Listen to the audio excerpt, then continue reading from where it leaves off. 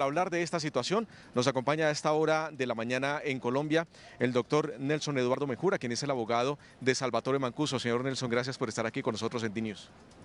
Gracias a ustedes por la invitación.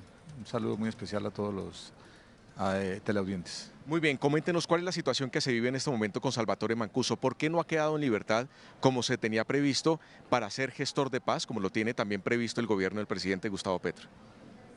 El proceso de Salvatore ha sido o es un proceso bastante amplio, tiene una multiplicidad de víctimas, toda vez que fungió como comandante de 4 estructuras paramilitares a lo largo y ancho del territorio nacional y ha asumido por línea de mando muchos delitos que se cometieron por parte de sus subordinados. Eso le ha generado numerosas órdenes de captura, tanto en la jurisdicción ordinaria como en la jurisdicción de Justicia y Paz. En Justicia y Paz se le impusieron exactamente alrededor de 60 medidas de aseguramiento, las cuales fueron sustituidas por los honorables magistrados de los tribunales de Justicia y Paz, específicamente aquí en la ciudad de Bogotá, el doctor José Manuel Bernal, e igualmente le fue concedida la libertad a prueba por parte de la juez de ejecución de sentencias para los tribunales de justicia y paz, la doctora Luz Marina Zamora. Esa es la situación, digamos, de las numerosas medidas de aseguramiento que tiene en este momento Salvatore Mancuso. Pero en ese momento queda un solo delito que es el que le impide salir en libertad. ¿Cuándo se puede resolver esto para que Mancuso quede nuevamente en libertad? A ver, dentro de las sentencias que fueron acumuladas por la juez Luz Marina Zamora, en una de las sentencias alternativas que ella vigila, están varios procesos de la ordinaria, procesos que tenían en su vigilancia los juzgados de penas y medidas de seguridad de la jurisdicción ordinaria y que debían haber sido subsumidos por las sentencias alternativas que vigila, repito, la juez. Ese proceso de Villavicencio, un proceso que está siendo vigilado o fue vigilado por un juzgado de Villavicencio, no fue suspendido en su oportunidad por el juzgado, no se le ordenó al juzgado que emitiera ese proceso al juzgado de penas y hay una medida de aseguramiento ahí vigente, una captura en contra de Salvatore, que es la que en última le está obstaculizando o impidiendo que recupere la libertad. Esa medida se está solicitando en su suspensión al juzgado de penas y medidas para que ordene a ese juzgado que dictó la orden de captura que se cancele esa orden de captura y en ese momento entonces Salvatore podrá recuperar la libertad. Hemos tenido algún inconveniente o hay digamos que un limbo jurídico en este momento en la medida en que desafortunadamente existe un conflicto de competencias que se interpuso entre la jurisdicción de justicia y paz y la Jurisdicción Especial para la Paz.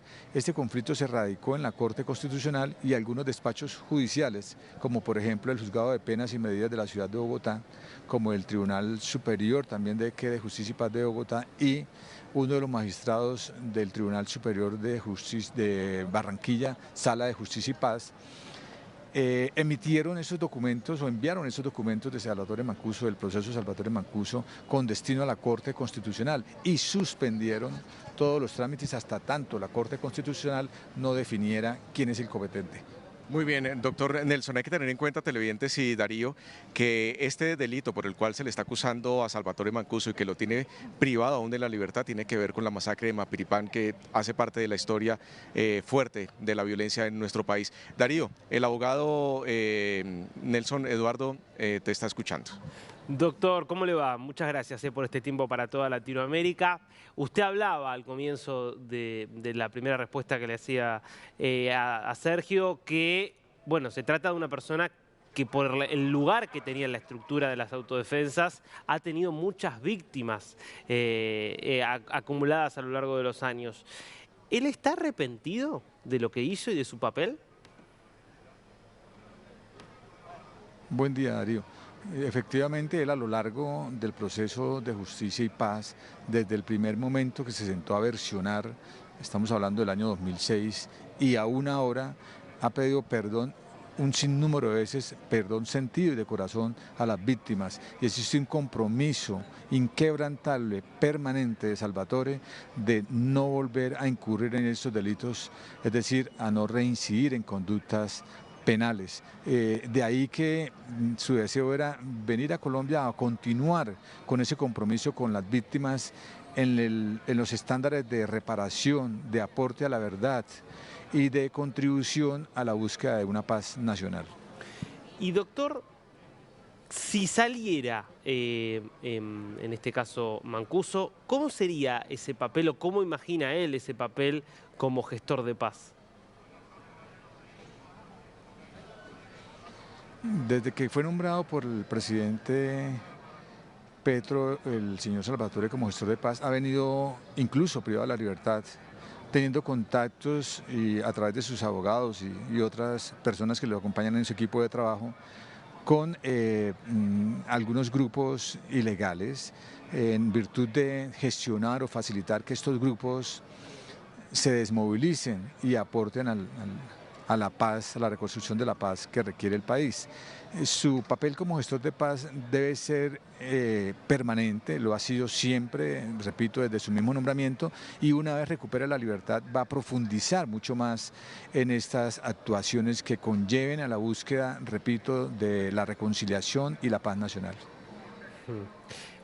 ¿Tiene miedo él por su vida o alguna preocupación o algún recaudo que piense tomar? Porque también hay gente que no está contenta con la liberación de Mancuso.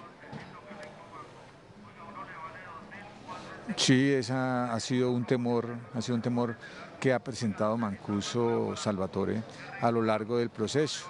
Desde sus inicios en el proceso de justicia y paz ha expresado a las autoridades que teme por su vida, en el entendido de que las declaraciones que ha dado y aún más las vertidas el año pasado en la Jurisdicción Especial para la Paz, donde ha nombrado a personas de conocido públicamente prestigio en el país, e igualmente ha mencionado a militares, empresarios que tuvieron alguna relación con el paramilitarismo y que coadyuvaron al desarrollo de esta actividad en las diferentes regiones del país.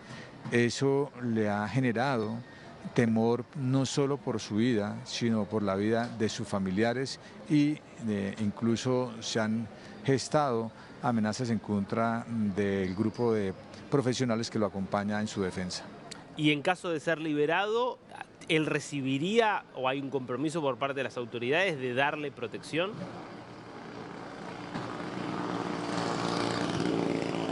Efectivamente, ya desde aproximadamente el mes de marzo, unos días después de la llegada de Salvatore al país, se implementó un esquema de seguridad que lo va a resguardar, lo va a proteger, que lo va a acompañar en todos sus desplazamientos, y está a cargo de la Unidad Nacional de Protección, gestionado inicialmente por la JEP, pero igualmente una vez se le otorgó por parte del Tribunal de Justicia y Paz, el doctor José Manuel Bernal, en la decisión de libertad o sustitución de medida de aseguramiento, se le ordenó igualmente a las autoridades que se implementara en favor de Salvatore un esquema de seguridad para proteger su vida e integridad.